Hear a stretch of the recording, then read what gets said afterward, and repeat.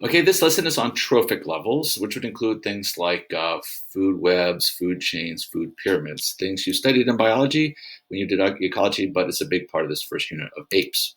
So we can divide any community of organism into a variety of trophic or feeding levels. And just keep in mind that the purpose of food is to supply energy to organisms.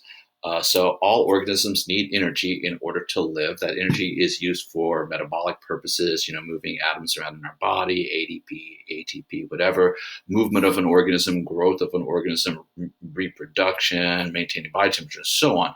And basically, all food comes down to carbon compounds that then are respired or reacted with oxygen. So you eat food, you breathe in oxygen, and you convert it into carbon dioxide and water, which you breathe out.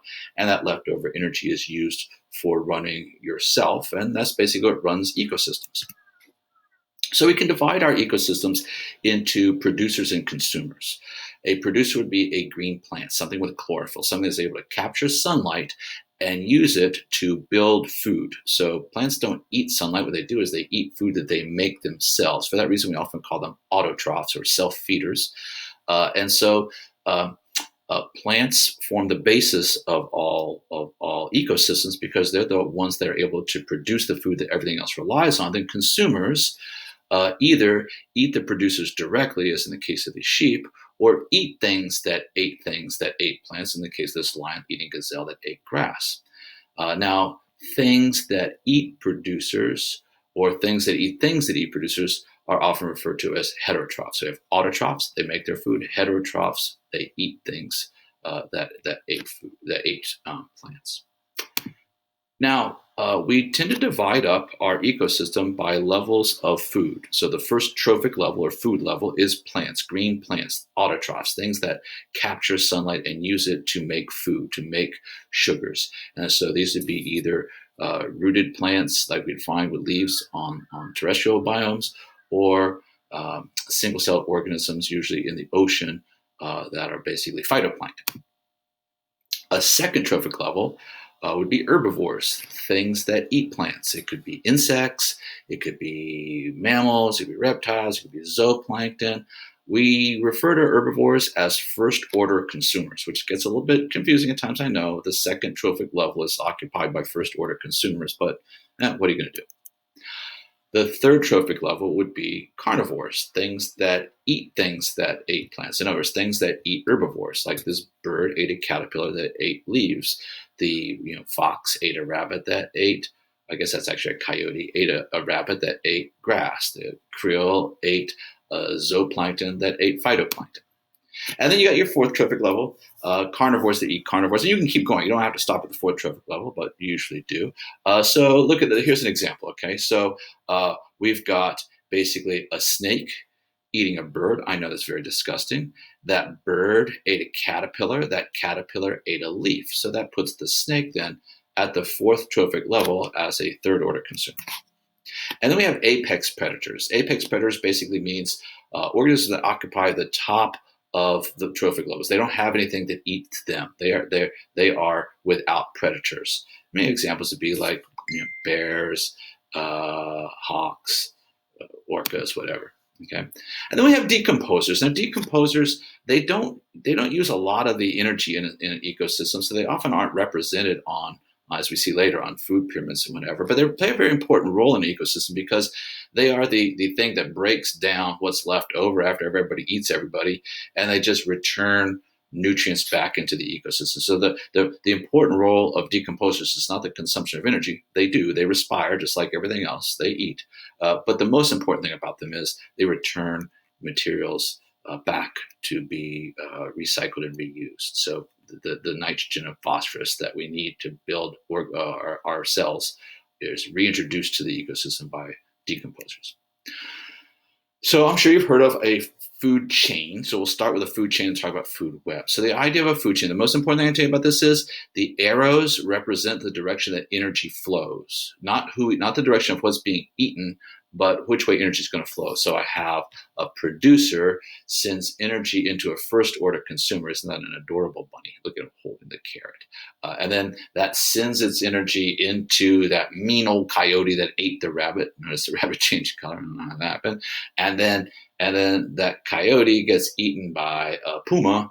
So the energy basically flowed in this direction through each of these organisms. So a food chain and a food web basically are ways of graphically tracing the flow of energy from producers through the various consumers in a community. Here we have a chain. It's a simplified version, but you see we have a producer. Energy from the first trophic level flows into the second trophic level. The grasshopper ate that. The bird eats the grasshopper. The snake eats the bird. The owl eats the snake. And then basically the owl poops stuff out, and decomposers take care of that. And the decomposers it's not really that there is some energy going here, but the main thing that's going from the decomposers back in here, remember, is nutrients. Food webs are what you can expect to see on the AP test. If you notice, you're mostly expected to be able to take this unit graphically. So basically, this is just following the flow of energy through a food web, keeping in mind that some organisms eat at multiple trophic levels. So if we take in the case of, say, this, I can't see what's underneath here. Let's see, that's grass, okay?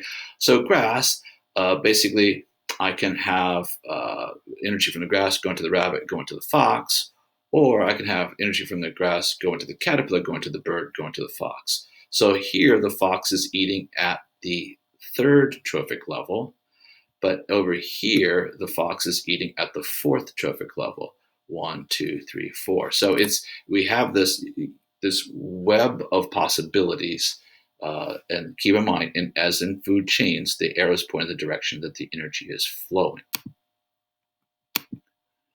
Now, an energy pyramid is definitely something you're going to see on the test. So an energy pyramid is just a really useful way of keeping track of the energy in a system. Basically, most of the energy in the system is going to be found in the primary producers. It's going to have, if not the largest population, certainly the largest amount of biomass in the system is going to be autotrophs, plants. And then the second most abundant amount of biomass in a system will be in the herbivores, followed by the second order consumers, followed by the third order consumers. And generally we find as populations tend to decrease this way, but it's a little bit more nuanced as we see as we go through this.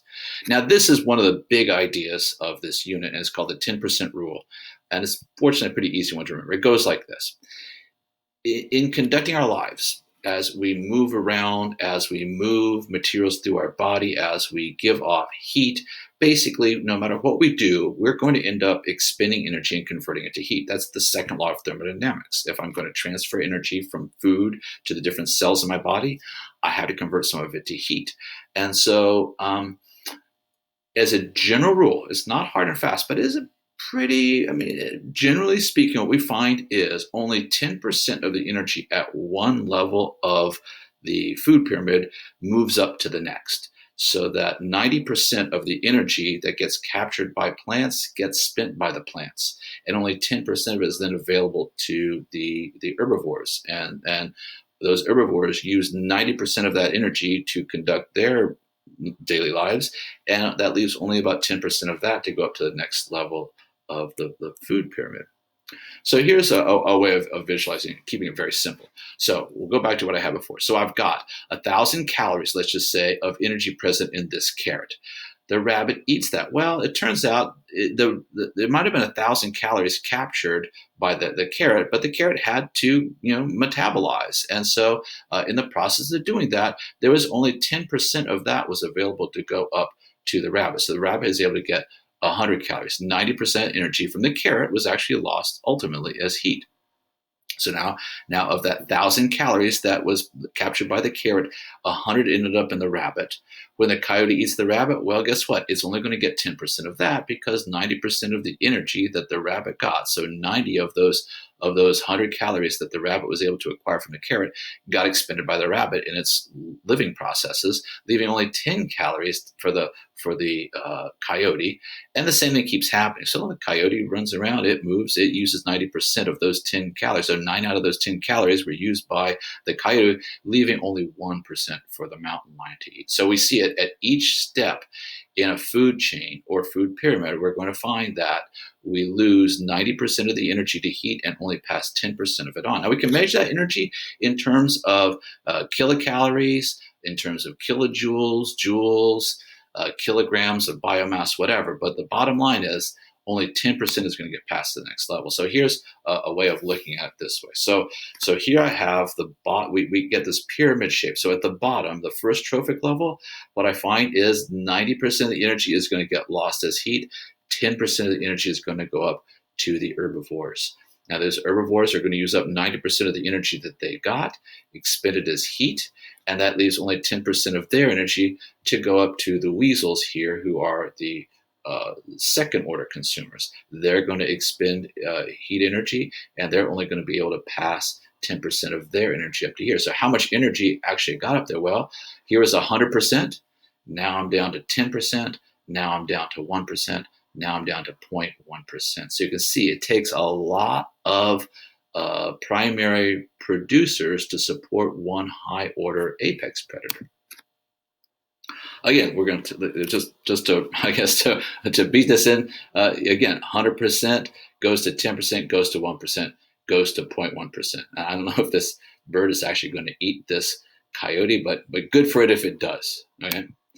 Now, biomass is a way of measuring the energy in an ecosystem. So just a way of, it's just instead of measuring in calories or kilojoules, we can just measure it in terms of kilograms of biomass. And we find it tends to follow that 10% rule. But interestingly, in aquatic biomes, we're going to find it is inverted. Energy is always going to follow a pyramid shape. There's always going to be more energy at the base than there is at the top, but that's not always going to be true in terms of biomass. Remember, biomass is a proxy for measuring energy, and the reason it is that in a terrestrial biome, what we find is trees tend to stick around. They're plants. This rabbit only eats some of the plant; it doesn't eat all of the plant, and these plants last a long time.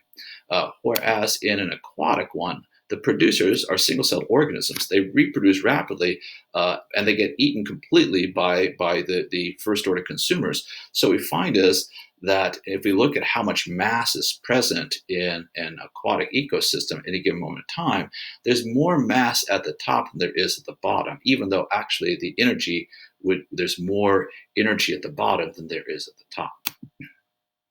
So you might get asked a question about this on the test, the inverted biomass pyramids. Okay,